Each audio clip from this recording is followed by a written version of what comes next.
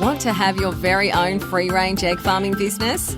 Welcome to Green Grass Egg Farming Podcast with Daniel O'Brien, the show dedicated to giving you the latest tips, ideas and interviews to help you produce the best tasting free-range eggs and sell your eggs for the highest price.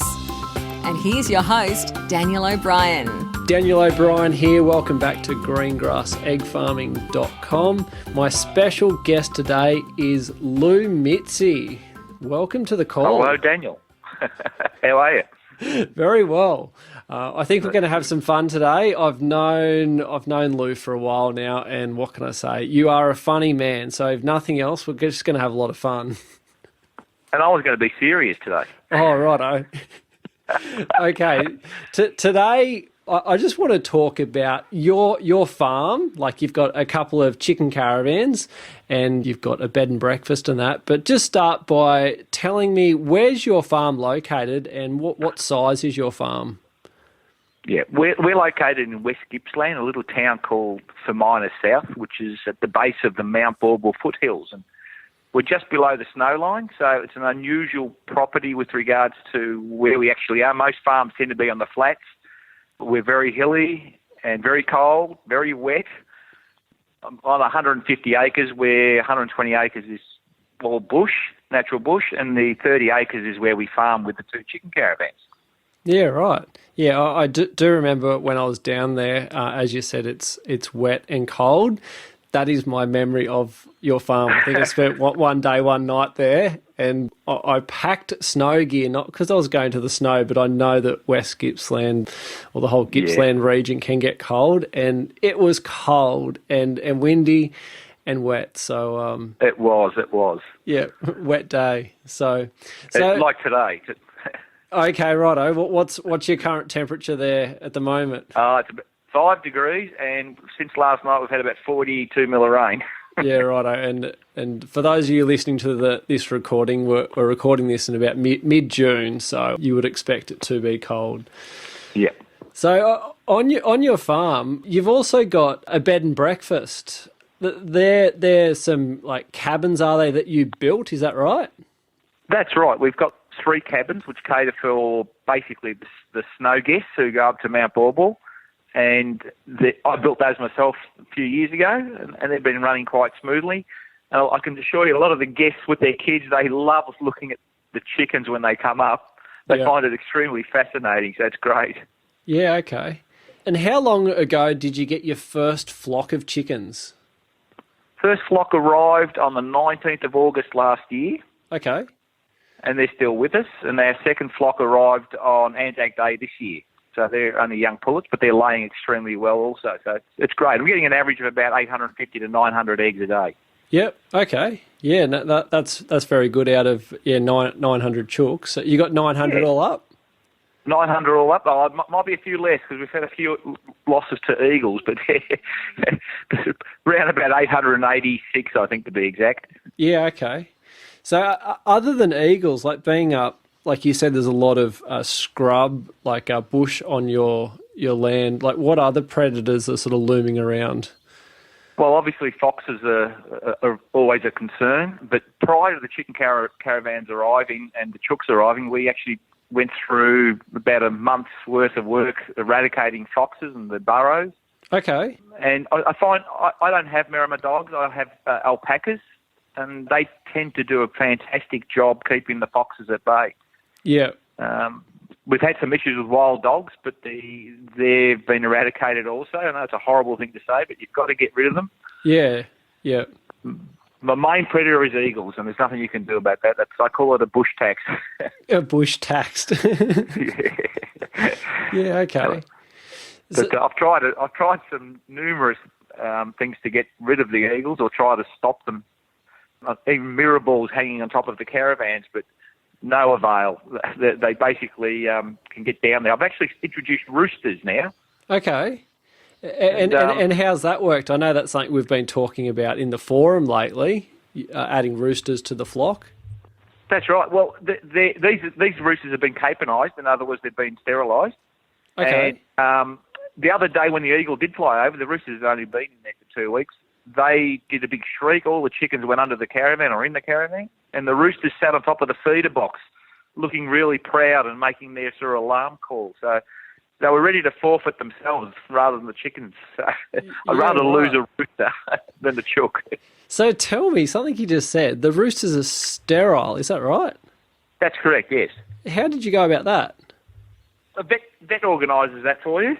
Okay. But, I mean, it was purely for the stigma. Most people, if you tell them you've got a fertile rooster in with the girls, they're thinking they're going to break an egg open and find a live chicken. Yeah, yeah. It's purely for the stigma of getting that out of the way, and these being sterile, you don't have any issues with that regard. Yeah, right. I've never come across a vet that says, hey, yeah, we can sterile your dog, your cat, and your rooster. So yes, they can do it. It's quite an amazing thing because the rooster's testes are actually under each wing.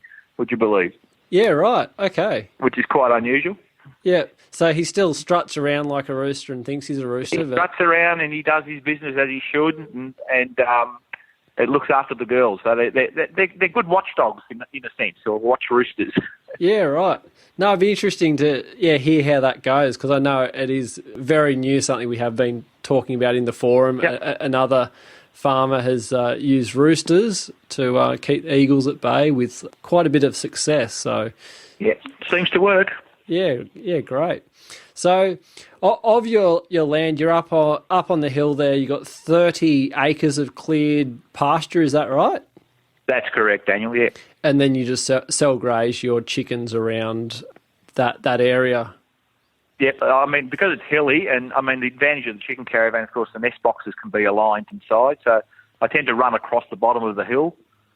And level it up. So, but the caravan can lean slightly, but you can always adjust the nest boxes, so there's not an issue in that regard. Yeah. Okay. Yeah. Great. And tell me about when you first started egg farming. What were some of the challenges or some of the big learning curves in those first few months of having 450 chickens?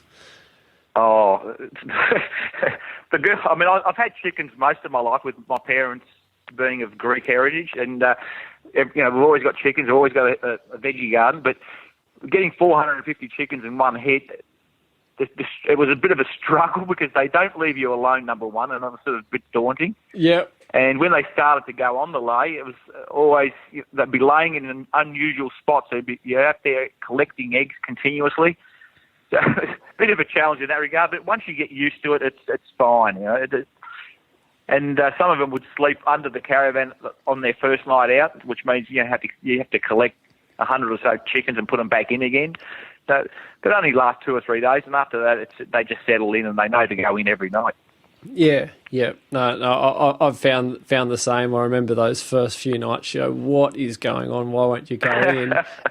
and having visions of, am I going to have to do this for the next year to pick them all up? But yes. As you said, it only lasts like 2 nights, and they're all like, oh, yep, cool. This is where we go. Actually, thinking back to my first caravan, I think the first night there was 130 plus girls outside. The second night was about 70. The third night was 22, and on the fourth there was nothing. So yeah, it was 3 days of mucking around with a head torch out there in the elements. Yeah, but they get used to it pretty quickly. Yeah. So that was my main challenge. I had visions of, yes, exactly what you said, having to do that every night for another year. Yeah. But no, they're very clever. They're clever little animals. So tell me, you're saying before with your guests that come to the bed and breakfast, they love the chickens. Tell me about that, like the interaction sort of with the parents and the kids. Like, what do they think of that? Well, first, I mean, as soon as the children see the chickens I take biosecurity quite, it's a critical thing, and I've got fencing to stop guests coming straight in. But then there's a secondary poultry fence. Well, as soon as the kids come up to the fence, all the chickens will run over to them, and they get so excited. Yeah. Even the alpacas will come up because they're interested to see what's going on with the chooks. Yeah. But the guests love it, and they get fresh eggs. I supply them in their fridge, fresh eggs every morning. So yeah, and they tend to buy a few eggs on the way out. They must love that, knowing that, looking at the hens running on the grass there, and then having some eggs and knowing they're fresh and tasty. So Absolutely. And when they're leaving, they tend to buy 4 or 5 dozen to take back to Melbourne or wherever they come from. So Yeah, right. it's always a good sign. So how far is your farm out of Melbourne? It's an hour and a half from Melbourne on the freeway, which is not too far at all. Yeah, okay. Yeah, no. About 130 kilometres. Yeah. And how far are you from the ski fields? It's a 40-minute drive up the mountain to the ski fields. Okay, and that's Bor ski fields? That's Mount Borbor, which is a lovely family mountain. Yeah, fantastic. So other than the chickens, do you have any other livestock, or what else happens on your farm there? Well, what we do, my neighbour runs about 80 head of cattle, and he runs them through my paddocks whenever the grass is long.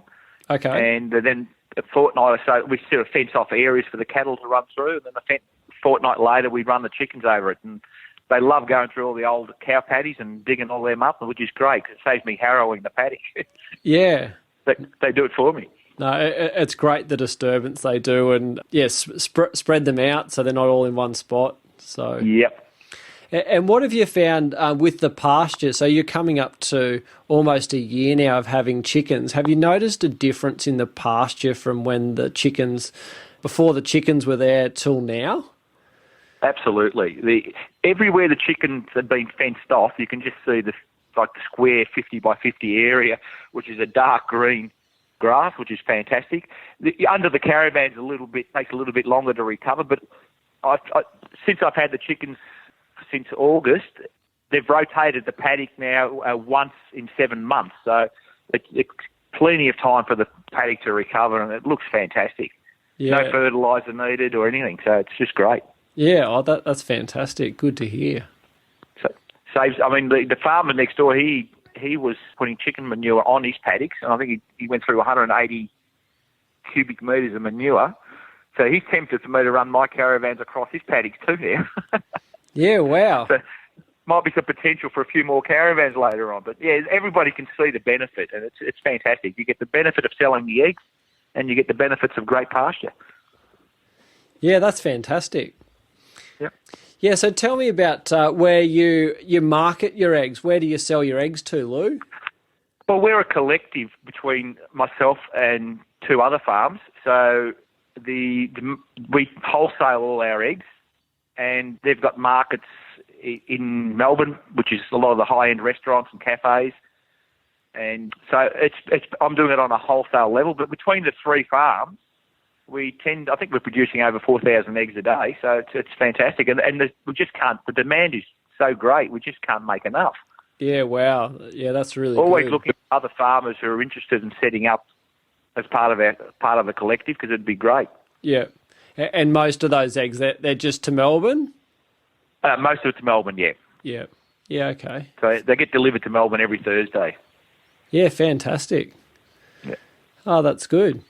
Well, yep. Lou, we'll have to catch up again on another podcast and talk about some of the technology things you're working on. That would be great. Yeah, I know you're working on some apps for egg tracking and also some automation on the chicken caravans, but we won't give all that away right now. I think we'll leave that for another podcast, and you can explain how all that works.